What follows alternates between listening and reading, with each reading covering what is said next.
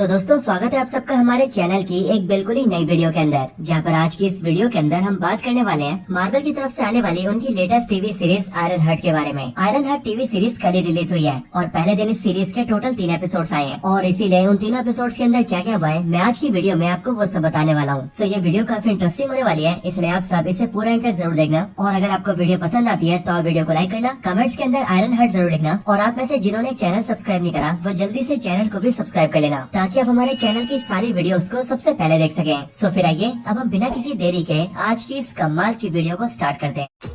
तो इस सीरीज की स्टार्टिंग होती है सीरीज की मेन कैरेक्टर रिरी विलियम्स से और पहले एपिसोड की स्टार्टिंग में हम ये देखते हैं कि रिरी विलियम्स बैठकर अपने एक फ्लैशबैक को याद कर रही होती है और उसको उस फ्लैशबैक के अंदर रिरी विलियम्स के साथ उसकी एक फ्रेंड होती है जिसके साथ रिरी विलियम्स बातचीत करते हुए हंस रही होती है। लेकिन फिर इसके बाद ये प्रेजेंट टाइम आता है और हमें ये पता लगता है कि असल में रिरी विलियम्स की ये दोस्त कुछ साल पहले ही मर चुकी है। अब प्रेजेंट टाइम के अंदर हम रिरी विलियम्स की लाइफ को देखते हैं जहाँ पर हमें पता लगता है कि रिरी विलियम्स बहुत ही ज्यादा इंटेलिजेंट और स्मार्ट है और उसने बहुत ही कम एज के अंदर अपनी स्कूल और कॉलेज की पढ़ाई को पूरा कर लिया था। इसके साथ ही अभी के टाइम पर वो यूएसए के MIT यूनिवर्सिटी में पढ़ाई कर रही है जहाँ पर उसका ये सपना है कि वो भी अपने लिए टोनी स्टार्क की तरह किसी आर्मर को क्रिएट कर सके। लेकिन दोस्तों यहाँ पर रिरी विलियम्स का ये मानना है कि वो टोनी स्टार्क की तरह अमीर नहीं है और टोनी स्टार्क एक बिलियनर था, इसलिए उसके पास गैजेट्स को बनाने के लिए सारे रिसोर्सेज थे। लेकिन अब क्योंकि उसके पास इतने पैसे नहीं है एंड इसीलिए वो पैसे कमाने के लिए अपने कॉलेज के दूसरे स्टूडेंट्स का प्रोजेक्ट करती है जिसके बदले में वो उनसे कुछ पैसे ले लेती है और वो उन्हीं पैसों का इस्तेमाल करके अपने प्रोजेक्ट पर काम करती है। अब दोस्तों मेरे ख्याल से यहाँ पर रिरी विलियम्स का जो माइंडसेट है वो पूरी तरह से गलत है और वो इसीलिए क्योंकि उसे ऐसा लगता है कि वो कम रिसोर्सेज के साथ कुछ भी नहीं कर सकती है। और वही दूसरी तरफ वो टोनी स्टार्क के बारे में ये सोचती है कि टोनी स्टार्क अपने गैजेट्स और अपने आर्मर्स को इसीलिए क्रिएट कर पाया था क्योंकि वो एक बिलियनर था। लेकिन असल में रिरी विलियम्स का ऐसा मानना बिल्कुल ही गलत है और वो इसीलिए क्योंकि शायद से उसे पता नहीं है कि टोनी स्टार्क वो बंदा है जिसने जख्मी हालत में कई सारे आतंकवादियों के बीच में घिरे होकर एक गुफा में बैठकर टूटी फूटी चीजों के साथ अपने आर्मर और अपने आर्क रिएक्टर को कम्प्लीट कर लिया था। और टोनी स्टार्क ने उन्हें सिर्फ बनाया नहीं था बल्कि उन्हें पहनकर वहाँ के आतंकवादियों को भी मारा था, वहाँ पर रखे सारे वेपन्स को भी डिस्ट्रॉय किया था और उसके बाद वहाँ से सक्सेसफुली बाहर भी निकल गया था। और इसीलिए टोनी स्टार्क जैसा जीनियस अब तक पूरे MCU में कोई भी नहीं है एंड ये रिरी विलियम्स भी टोनी स्टार्क के सामने कुछ भी नहीं है। अब दोस्तों कहानी पर वापस आए तो यहाँ पर हम ये देखते हैं कि जब रिरी विलियम्स अपने कॉलेज के दूसरे स्टूडेंट्स का प्रोजेक्ट कर रही होती है और उसके बदले में उससे पैसे ले रही होती है तब उसकी इन्हीं सब हरकतों के बारे में कॉलेज वालों को पता लग जाता है, जिसके बाद ही कॉलेज की डीन सीधा रिरी विलियम्स को बुलाती है और उसे सीधा MIT से सस्पेंड कर देती है। जिसके बाद कुछ गार्ड से कहा जाता है कि वो रिरी विलियम्स का सामान पैक करवाए और उसे बड़े आराम से कॉलेज के बाहर छोड़ कर आए। अब दोस्तों रिरी विलियम्स ये समझ जाती है कि अगर वो अभी कॉलेज से बाहर हो गई तो फिर उसने अपने लिए जो आर्मर क्रिएट किया है वो उसके हाथों से छिन जाएगा और इसीलिए वो गार्ड्स की नजरों से बचते हुए जल्दी से अपने आर्मर के पास जाती है और उसके सारे पार्ट्स को एक्टिवेट करके उसे जल्दी से सूट अप कर लेती है और फिर देखते देखते वो अपने सूट के साथ उड़ते हुए कॉलेज से बाहर निकल जाती है। अब दोस्तों इस सूट के अंदर हम ये देखते हैं कि यहाँ पर उसने एक AI भी बनाया होता है और इस AI का नाम रखा होता है ट्रेवर। और वैसे तो ये ट्रेवर AI छोटे मोटे टास्क कंप्लीट कर लेता है लेकिन इसे देखकर ये साफ पता लगता है कि ये जारविस की सस्ती कॉपी है और वो इसीलिए क्योंकि रिरी विलियम्स इसे जैसी कमांड देती है कि वो उसे घर ले जाए तब रास्ते में चलते चलते वो अपने कमांड्स को पूरा नहीं कर पाता है और हैंग हो जाता है, जिस वजह से रिरी विलियम्स सीधा जमीन से टकराती है और उसका पहना हुआ सूट भी टूटकर बिखर जाता है। अब हालांकि दोस्तों इसी टाइम पर हम सीरीज के एक इम्पोर्टेंट टीम से भी मिलते हैं और ये टीम असल में कुछ क्रिमिनल्स की टीम होती है जो कि पूरे शहर में चुपचाप काफी बड़े बड़े क्राइम्स को अंजाम देते हैं। और ये टीम इसलिए भी खास होती है क्योंकि इस टीम का जो लीडर होता है वो होता है पार्कर रॉबिन्स, यानी कि मार्वल कॉमिक्स का फेमस विलन द हुड। और द हुड की इस टीम को हम ये देखते हैं कि वो लोग शहर के घर में आकर वहाँ की सिक्योरिटी को ब्रीच करते हैं और उसके बाद सीधा अंदर घुस जाते हैं, जिसके बाद वो लोग जिस काम को करने के होते हैं वो लोग वहाँ पर उस काम को करते हैं और फिर काम को पूरा करके उनकी पूरी टीम वहाँ से बड़े आराम से निकल जाती है। जिसके बाद ही हुड अपनी पूरी टीम से कहता है कि उन लोगों ने आज काफी बढ़िया काम किया है और इसीलिए वो जाकर आराम कर सकते हैं। अब दूसरी साइड हम फिर से रिरी विलियम्स को देखते हैं जो कि अब अपने सूट के टूटने के बाद सीधा अपने घर जाती है एंड वहाँ पर आकर अपनी मॉम से मिलती है। लेकिन यहीं पर ही रिरी विलियम्स ये भी देखती है कि उसके घर में उसकी मॉम के साथ साथ उसकी मॉम की एक फ्रेंड भी होती है और उसकी मॉम की फ्रेंड का एक बेटा भी होता है जो कि रिरी का अच्छा दोस्त भी होता है। अब दोस्तों यहीं पर ही हमें रिरी विलियम्स की फैमिली के बारे में पता लगता है। हम ये जानते हैं कि रिरी विलियम्स के जो फादर थे वो आज से कुछ टाइम पहले ही मर गए थे और रिरी विलियम्स की वो फ्रेंड जिसे वो हमेशा याद करती है उसकी वो फ्रेंड भी उसी लड़के की भाई है जो कि इस टाइम पर उसके घर में है। साथ ही साथ हमें ये भी पता लगता है कि रिरी विलियम्स के फादर और वो खुद दोनों टोनी स्टार्क के काफी बड़े फैन थे। साथ ही साथ उसके जो फादर थे उनका खुद का एक गैराज था जहाँ पर वो गाड़ियाँ रिपेयर किया करते थे और वहाँ पर अपने फादर की मदद करने के लिए रिरी विलियम्स और उसके फ्रेंड जाया करते थे। लेकिन एक दिन अचानक से गोलीबारी होने की वजह से कुछ क्रिमिनल्स ने रिरी विलियम्स के फादर के गैराज पर भी गोलियां चला दी और उसी शूटआउट के अंदर रिरी विलियम्स के फादर और उसकी वो सहेली जिसे वो याद क्या करती थी दोनों मारे गए। हालांकि उस समय रिरी विलियम्स तो जिंदा बच गई, लेकिन वो सारी चीजें याद करके रिरी विलियम्स को आज भी दुख होता है। अब हालांकि इसके बाद अगले दिन हम ये देखते हैं कि रिरी विलियम्स अपने घर के पास के एक भंगार स्टोर में जाती है और वो यहाँ पर अक्सर आया करती है ताकि वो यहाँ पर सामान खरीद सके और उसे अपने काम की चीजें सस्ते दाम पर मिल सके। और इस बार भी उसे यहाँ पर काफी सारा सामान लेना होता है, लेकिन एक्चुअल में सामान लेने के लिए उसके पास कुछ भी पैसे नहीं होते हैं और इसीलिए वो ये ट्राई कर रही होती है कि वो दुकान के मालिक से किस तरह से बात करे और वो कैसे उससे उधार में सामान ले। लेकिन रिरी विलियम्स के कुछ बोलने से पहले हम ये देखते हैं कि उस दुकान के अंदर द हुड की टीम का एक दूसरा मेंबर आता है जिसका नाम जॉन होता है और वो यहाँ पर आकर रिरी विलियम्स के लिए हुए सामान के सारे पैसे दे देता है और रिरी विलियम्स को जो भी सामान चाहिए होता है वो उसे सारा सामान दिलवा देता है। अब रिरी विलियम्स को ये देखकर थोड़ा अजीब लगता है और इसलिए वो सीधा जॉन के पास जाती है एंड उससे बातचीत करके उससे ये पूछती है कि आखिरकार उसने उसके सामान के पैसे क्यों दिए। ये पूछे जाने पर जॉन उससे कहता है कि वो उसका काफी बड़ा फैन है, क्योंकि as of course Riri Williams पूरे शहर में काफी फेमस होती है और सभी लोगों को ये पता होता है कि रिरी विलियम्स बहुत ज्यादा स्मार्ट है। लेकिन इसके साथ ही जॉन रिरी विलियम्स को ये भी बताता है कि वो असल में किसी दूसरे इंसान के लिए काम करता है और अगर रिरी चाहे तो वो उसे उससे मिलवा सकता है, जिसके बाद रिरी भी उसके लिए काम कर सकती है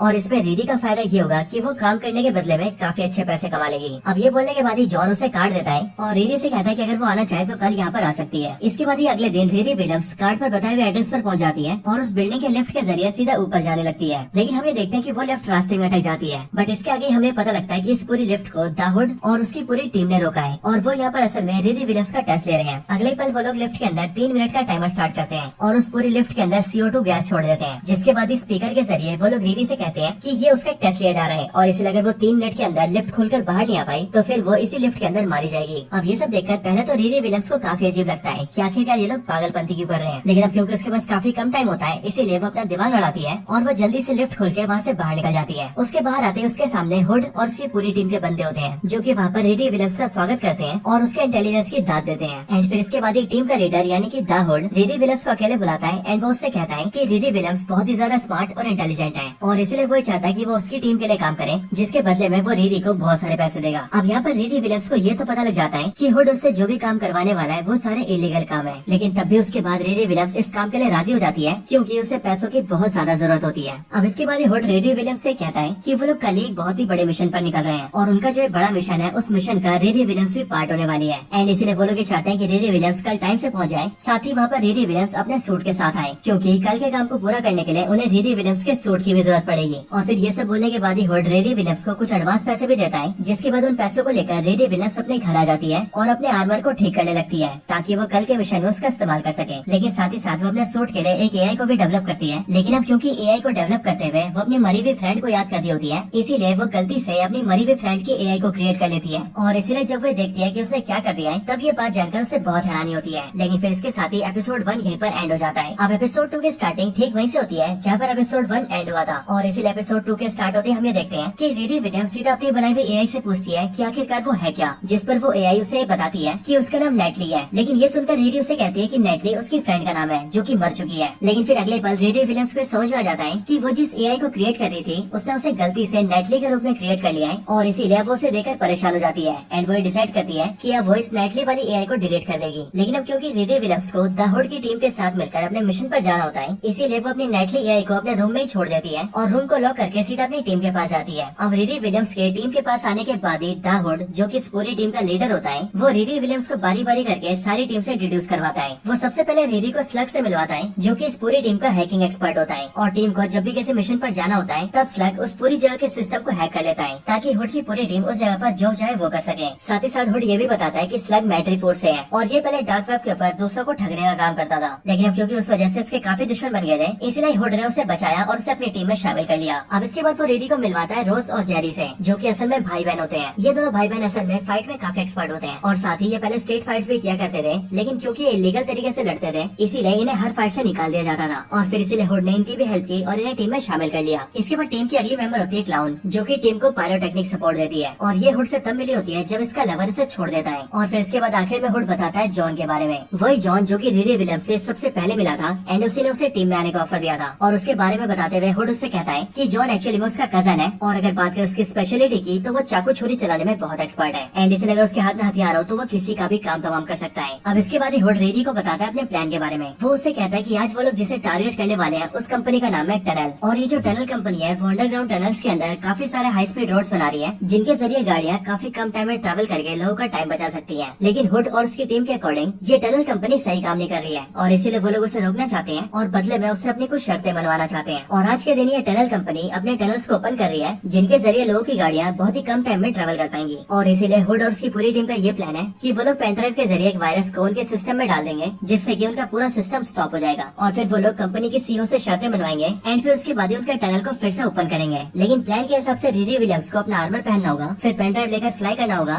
सिस्टम के एक मेन एरिया में जाना होगा और वहाँ पर जाकर उस पेनड्राइव को प्लग करना होगा ताकि वायरस सिस्टम में आ सके और फिर उसके बाद उनके पूरे टनल के फंक्शन को रोका जा सके। और वो लोग ये डिसाइड करते हैं कि अब वो कुछ टाइम बाद अपने मिशन के लिए निकलेंगे। लेकिन असल में रिरी विलियम्स को पता होता है कि उसका जो आर्मर होता है वो पूरी तरह से तैयार नहीं होता है और वो इसीलिए क्योंकि आर्मर को चलाने के लिए अभी भी उसके पास कई सारे मेन पार्ट्स गायब होते हैं। अब उन्हें मेन पार्ट्स को हासिल करने के लिए रिरी विलियम्स सीधा जो नाम के एक बंदे के पास जाती है और वो इसीलिए क्योंकि ये जो नाम का बंदा होता है ये ब्लैक मार्केट का एक डीलर होता है और ये ब्लैक मार्केट से चीजों को बड़े सस्ते दाम में लोगों को मुहैया करवाता है और उसमें कई सारी ऐसी चीजें भी शामिल होती है जो कि इलीगल होती है और नॉर्मली उन्हें हासिल करना इम्पॉसिबल होता है, लेकिन जो उन सारी चीजों को ब्लैक मार्केट के जरिए बड़े आराम से दिलवा सकता है। एंड इसीलिए रिरी इन सारी चीजों को लेने के लिए जो के पास आती है। अब दोस्तों ये जो नाम का बंदा है इसका रियल नेम इज़ेकियल स्टेन है और ये एक्चुअल में और कोई नहीं बल्कि आयरन मॉन्गर यानी कि ओबेडा स्टेन का बेटा है। वही ओबेडा स्टेन जो कि आयरन मैन 1 मूवी के अंदर आयरन मैन का दुश्मन था और आयरन मैन को मारने की कोशिश में वो खुद ही मारा गया था। अब यहाँ रिरी जैसे इज़ेकियल स्टेन के घर आती है यानी कि जैसी वो जो के घर आती है वैसी वो जो से बातचीत करके उससे सामान मांगती है, लेकिन जो पहले तो इस बात से इनकार कर देता है कि वो ऐसा कोई काम नहीं करता और उसके ब्लैक मार्केट से कोई कनेक्शंस भी नहीं है। लेकिन फिर जैसे रिरी विलियम्स उसे पुलिस की धमकी देती है वैसी जो उसकी बात मान जाता है एंड वो उससे कहता है कि वो उसे सामान ला कर दे देगा। अब इसके बाद इज़ेकियल स्टेन यानी कि जो रिरी विलियम्स को अपने साथ ले जाता है और अपनी गाड़ी में बिठाकर उसे एक दूर जगह लाता है और फिर उसके बाद ही जो रिरी विलियम्स को ये बताता है कि ये जगह असल में उसका एक सीक्रेट बंकर है और इसी जगह के अंदर वो अपने सारे इलीगल सामान रखता है यानी कि वो सारे सामान जिसे वो ब्लैक मार्केट से लाता है। और फिर यहाँ पर लाने के बाद ही वो रिरी विलियम्स को उसके जरूरत का सामान दे देता है, जिसके बाद ही रिरी विलियम्स अपने सूट को पूरा करती है और उसे पहनकर सीधा फ्लाई करते हुए वहाँ से निकल जाती है। अब इसके अगले सीन में हम ये देखते हैं कि सीधा रात हो जाती है और रात होते ही हुड और उसकी पूरी टीम अपने मिशन को पूरा करने के लिए निकल जाते हैं और पहुंच जाते हैं सीधा उसी टनल के पास जहाँ पर टनल कंपनी द्वारा इनॉग्रेशन किया जा रहा है। अब रिरी विलियम्स जो कि अपने सूट में होती है उसे सीधा पेनड्राइव दिया जाता है और उससे कहा जाता है कि वो एक खास जगह जाकर उसे सिस्टम में प्लग कर दे। लेकिन रिरी विलियम्स जैसी फ्लाई करके वहाँ पर जा रही होती है वैसे हमें देखते हैं कि उसके सामने अचानक से उसकी फ्रेंड वाली एआई उसके सामने आ जाती है और इसीलिए उसे अचानक से अपने सामने देखकर रिरी घबरा जाती है एंड वो टनल में टकराकर नीचे गिर जाती है, जिस वजह से उसके हाथ से पेनड्राइव भी छूटकर नीचे गिर जाता है। और इसीलिए अब रिरी विलियम्स से सोचने लगती है कि आखिरकार उसका प्लान फेल होने वाला है एंड इसीलिए अपने प्लान को बचाने के लिए वो क्या कर सकती है। अब ये बात सोचने पर उसकी जो फ्रेंड वाली एआई होती है वो उसे बताती है कि सिस्टम को रोकने के लिए उसके पास अभी एक और मौका है। वो रिरी को बताती है कि यहाँ पर जितनी भी गाड़ियाँ हैं वो सब के सब सिस्टम से कनेक्टेड है और इसीलिए अगर वो लोग गाड़ी को प्लेटफॉर्म से यानी कि इस रोड से हटा देंगे तो फिर उसके बाद वो लोग सिस्टम के अंदर एंटर हो सकते हैं। यानी कि गाड़ी के प्लेटफॉर्म से हटते ही उनके पास थोड़ा सा ऐसा टाइम होगा जिस टाइम के बीच वो लोग सिस्टम में एंटर करके वहाँ पर अपना वायरस डाल के सिस्टम को रोक सकते हैं। अब ये सुनने के बाद ही रिरी विलियम्स सीधा स्लग से कांटेक्ट करती है और वो स्लग को इस प्लान के बारे में बताती है, जिसके बाद वो स्लग से कहती है कि जैसी वो गाड़ी का प्लग खींच के उसे प्लेटफॉर्म से हटाएगी वैसे कुछ ही सेकंड्स के अंदर स्लग को सिस्टम को ऑफ करना होगा। अब इसके बाद रिरी विलियम्स बिल्कुल ऐसे करती है और गाड़ी के मेन प्लग को खींच के उसे प्लेटफॉर्म से हटा देती है, जिसके बाद स्लग सिस्टम में एंटर होकर पूरे सिस्टम को शट डाउन कर देता है और सिस्टम के रुकते ही टनल के अंदर जितनी भी गाड़ियाँ होती है वो सब के सब उसी जगह पर रुक जाती है। अब इन्हीं में से एक गाड़ी के अंदर टनल कंपनी की सीईओ भी ट्रेवल कर रही होती है और इसीलिए वो भी ये देखकर घबरा जाती है कि आखिरकार उनका सिस्टम अचानक से कैसे रुक गया। लेकिन फिर इसके अगले पल ही हम ये देखते हैं कि हुड उसकी गाड़ी के बगल वाले सीट पर बैठा होता है और वो अचानक से अपीयर होकर उसके सामने आता है। अब यहाँ पर आकर वो कंपनी के सीईओ से सीधा मुद्दे की बात करता है। वो सीईओ से कहता है कि उसने अपनी टीम के साथ मिलकर उसके सिस्टम को रोक दिया है और अब उसकी मर्जी के बिना ये सिस्टम फिर से चालू नहीं होने वाला है और अगर सिस्टम चालू नहीं हुआ तो वैसे इस टनल में कोई ट्रेवल नहीं करेगा और उसकी कंपनी दिवालिया हो जाएगी। इसीलिए अभी कंपनी के सीईओ की मजबूरी है कि वो उसकी शर्तों को माने और फिर हुड बताता है कि उसकी ये शर्तें हैं कि वो अपनी कंपनी के अंदर उसके और उसकी पूरी टीम मेंबर्स को 6 फिगर की सैलरी देगी, सबको एज ए एम्प्लॉय रखेगी, वो भी गुमनाम तरीके से जो कि कोई काम भी नहीं करेंगे और साथ ही साथ वो कंपनी में हुड को हिस्सेदारी भी देगी। और अब मजबूरन हम ये देखते हैं कि कंपनी के सीईओ को हुड की सारी शर्तें माननी पड़ती है एंड वो उसके दिए कॉन्ट्रैक्ट पर साइन कर देती है, जिसके बाद ही हुड के कहने पर फिर से टनल को एक्टिवेट कर दिया जाता है और पूरी टीम अपने काम को पूरा करके वहाँ से निकल जाती है। हालांकि इस मिशन के बाद ही रिरी विलियम्स को ये पता लगता है कि उसकी टीम का जो लीडर है यानी कि द हुड, उसके पास असल में एक पावरफुल हुड है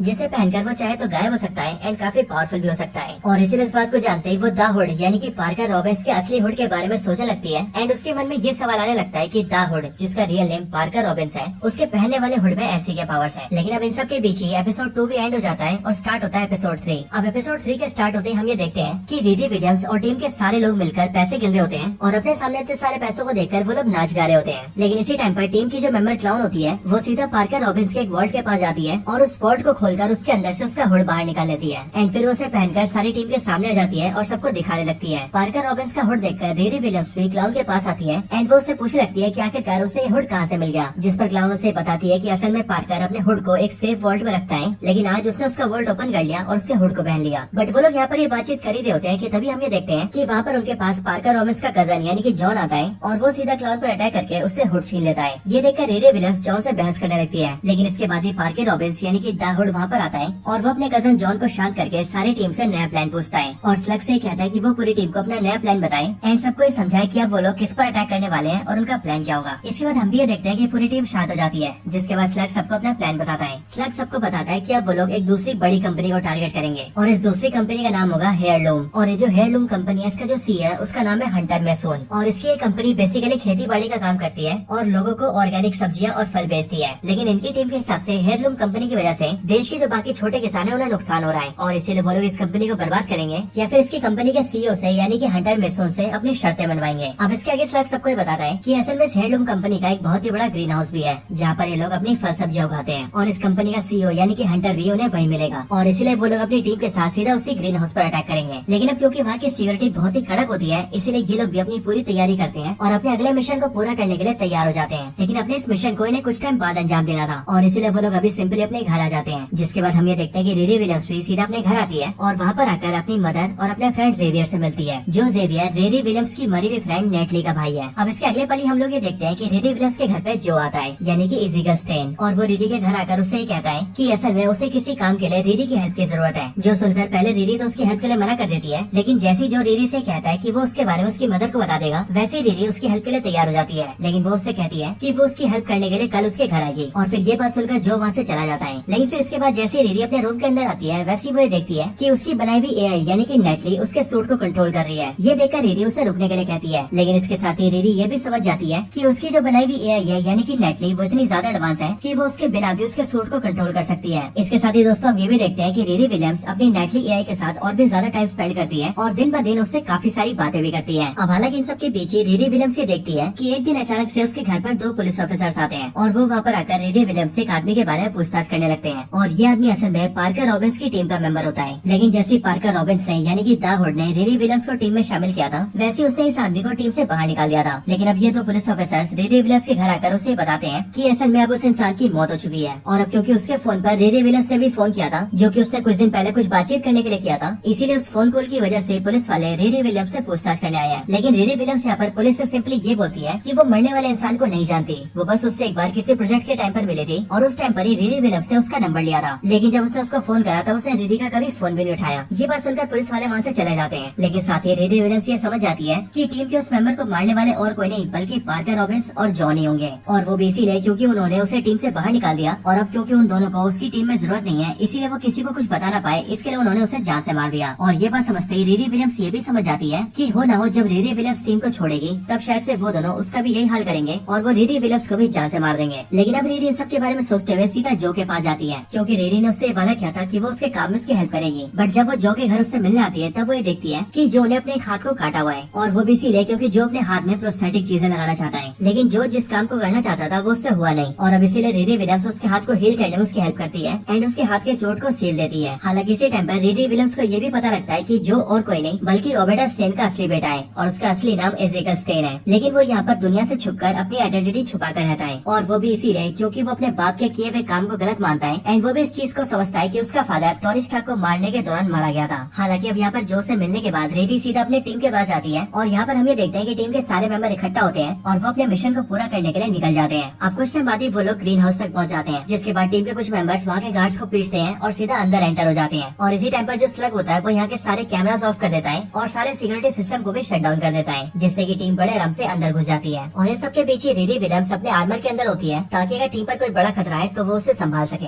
लेकिन दोस्तों असल में रिरी विलियम्स का ये प्लान होता है कि वो आज पार्किन रॉबिन्स के हुड के एक छोटे से टुकड़े को फाड़ कर लेकर आएगी एंड देन वो उसके हुड पर एक्सपेरिमेंट करेगी और ये जानेगी कि आखिरकार उसके हुड में खासियत क्या है। और फिर ऐसा करने के लिए वो अपने एआई से कहती है कि वो उसके आर्मर को संभाले, जिसके बाद वो अपने आर्मर से बाहर निकलकर सीधा पानी में आती है और फिर सीवर के लाइन से होते हुए सीधा बिल्डिंग के अंदर घुस जाती है, यानी कि ग्रीन हाउस के अंदर। अब इसके अगले पल हम सीधा पार्किन रॉबिन्स को देखते हैं, यानी कि द हुड को, जो कि खुद भी इस ग्रीन हाउस के अंदर होता है और वो सीधा सामने आ जाता है इस कंपनी के सीईओ के एंड उसके सामने अपनी डील रखता है और पार्कर कंपनी के सीईओ से कहता है कि अगर उसने उसकी शर्तें नहीं मानी तो वो यहाँ पूरे ग्रीन हाउस को बर्बाद कर देगा। अब इन सबके बीच ही रिरी विलियम्स भी वहाँ पर आती है और वो सीधा चुपके तरीके से पार्कर रॉबिन्स के पास आती है और अपने एक लेजर डिवाइस के जरिए उसके हुड के एक छोटे से टुकड़े को काटने लगती है। लेकिन दोस्तों असल में इस बिल्डिंग के अंदर एक ऐसे सेंसर्स होते हैं जो कि अगर बिल्डिंग में किसी भी तरह के हथियार को डिटेक्ट करते हैं तो फिर उसके बाद ये सेंसर्स पूरी बिल्डिंग को सील कर सकते हैं। और अब क्योंकि यहाँ पर रेडी विलियम्स अपने लेजर डिवाइस को यूज करती है, इसीलिए बिल्डिंग के अंदर के सेंसर्स उसे डिटेक्ट कर लेते हैं और पूरी बिल्डिंग को शट डाउन कर देते हैं। जिसके बाद हम ये देखते हैं कि बिल्डिंग के सारे गेट्स लॉक हो जाते हैं और टीम के सारे मेंबर्स जो कि बिल्डिंग के अंदर होते हैं वो सारे बिल्डिंग में फंस जाते हैं। लेकिन इन सब के बावजूद भी रेडी विलियम्स अपने प्लान में कामयाब होती है और उसे हुड का एक छोटा सा टुकड़ा मिल जाता है। लेकिन यहाँ पर जो कंपनी का सीईओ होता है वो पार्कर की शर्तें मानने से मना कर देता है, जिस वजह से पार्कर रॉबिन्स उसे जान से मार देता है और अगले पल उस पर कई सारे गार्ड्स अटैक कर देते हैं। बट पार्कर बारी बारी करके उन सारे गार्ड्स को भी मारने लगता है। अब इन सबके बीच रेडी विलियम्स वहाँ के टनल से होते हुए वहाँ से बाहर निकल जाती है और एक दूसरे रूम में आ जाती है। लेकिन साथ ही वो अपनी यही नाइटली से कहती है कि वो जल्दी से जाए और टीम के दूसरे मेंबर्स की हेल्प करे। जिसके बाद हम ये देखते हैं कि नाइटली रेडी विलियम्स के आर्मर का इस्तेमाल करके टीम के दूसरे मेंबर्स को बाहर निकालने लगती है। लेकिन इसी बीच रेडी विलियम्स के सामने जॉन आ जाता है और वो रेडी विलियम्स के हाथों में पार्कर के हुड का एक छोटा सा टुकड़ा देख लेता है। और क्योंकि वायरलेस के जरिए उसकी पार्कर से बात भी नहीं हो रही होती है, इसलिए जॉन को ऐसा लगता है कि हो ना हो रेडी विलियम्स ने पार्कर के साथ कुछ गलत किया है एंड इसीलिए वो सीधा रेडी पर अटैक कर देता है एंड उसे मारने लगता है। लेकिन फिर उनकी थोड़ी लड़ाई के बाद ही वहाँ पर रेडी विलियम्स की आर्मर आ जाती है और वो रेडी विलियम्स को अपने अंदर ले लेती है। और फिर देखते देखते रेडी विलियम्स वहाँ से निकल जाती है, जिसके बाद उस रूम का गेट भी लॉक हो जाता है और जॉन उस रूम के अंदर ही फंस जाता है। और अब क्योंकि वहाँ का ऑक्सीजन धीरे धीरे करके खत्म हो रहा था, इसलिए जॉन की दम घुटने की वजह से मौत हो जाती है। अब इसके अगले सीन में हम ये देखते हैं कि टीम के सारे मेंबर्स बाहर आ जाते हैं सिवाय जॉन के, और वो सबके सब वहाँ से निकलने की कोशिश करते हैं। लेकिन तभी पार्कर ये नोटिस करता है कि जॉन वहाँ पर प्रेजेंट नहीं है और इसीलिए वो रेडी विलियम्स से कहता है कि वो जल्दी से बिल्डिंग को स्कैन करे और ये पता करे कि जॉन कहाँ पर है। उसके बाद सुनकर रेडी विलियम्स जल्दी से बिल्डिंग को स्कैन करती है और वो पार्कर को बताती है कि जॉन बिल्डिंग के अंदर एक रूम में है, लेकिन अब उसकी सांसें नहीं चल रही है, जिसका मतलब अब वो मर चुका है। ये बात सुनकर पार्कर को काफी दुख होता है, लेकिन फिर इसके बाद उनकी पूरी टीम वहाँ से निकल जाती है। इसके अगले सीन में रेडी विलियम्स अपने घर आती है और घर आकर उसे इस बात का काफी ज्यादा दुख होता है कि उसकी वजह से आज एक इंसान की जान गई है। लेकिन फिर इसके बाद हम सीधा पार्कर को देखते हैं जो कि अपने अड्डे पर आता है और बहुत गुस्से से अपने हुड को जमीन पर पटकता है। साथ ही साथ वो खाली रूम में ऊपर देखकर किसी से कहता है कि मैंने तुम पर भरोसा किया था, तो आखिरकार ऐसा कैसे हो गया? आखिर क्यों जॉन मुझे छोड़कर चला गया? मुझे बताओ, क्या ये तुम्हारे प्लान का हिस्सा था? अब दोस्तों पार्कर के ये सब बोलते हम ये देखते हैं कि उसे अपने सामने जॉन के मरने के विजुअल्स दिखते हैं और वो अपने सामने ये देखता है कि आखिर कैसे जॉन दम घुटने से मरा था। लेकिन फिर इसके अगले पल उसे आयरन हार्ट की झलक दिखती है, जिसे देखकर पार्कर ये समझ जाता है कि जॉन को मारने वाली और कोई नहीं बल्कि आयरन हार्ट यानी कि रेडी विलियम्स है। और दोस्तों जिसने यहाँ पर पार्कर को ये सारी चीजें दिखाई है वो तो हमें दिखाई नहीं गया, लेकिन इस बात के चांसेस बहुत ही ज्यादा है कि वो कैरेक्टर और कोई नहीं बल्कि मार्वल कॉमिक्स का मेफिस्टो है। और शायद से हो सकता है कि ये मेफिस्टो हम एपिसोड 4 या फिर 5 में दिख भी जाए। लेकिन दोस्तों ये एपिसोड नंबर 3 भी यहीं पर एंड हो जाता है। तो दोस्तों ये थी वीडियो आयरन हार्ट सीरीज के एपिसोड नंबर 1 से लेकर 3 तक की स्टोरी के ऊपर। वैसे आपको इस सीरीज के 3 एपिसोड्स की स्टोरी कैसी लगी ये आप मुझे कमेंट्स के अंदर जरूर बताना, और अगर आप किसी और टॉपिक के ऊपर वीडियो देखना चाहते हैं तो वो भी आप मुझे कमेंट्स में बता सकते हैं। बाकी आपको ये वीडियो पसंद आई हो तो आप वीडियो को लाइक करना और इस वीडियो को ज्यादा से ज्यादा शेयर भी कर देना, और जिन्होंने चैनल सब्सक्राइब नहीं करा वो जल्दी से चैनल को भी सब्सक्राइब कर लेना। बाकी दोस्तों मैं मिलता हूँ आपसे ऐसी किसी और बेहतरीन वीडियो में, तब तक के लिए गुड बाय।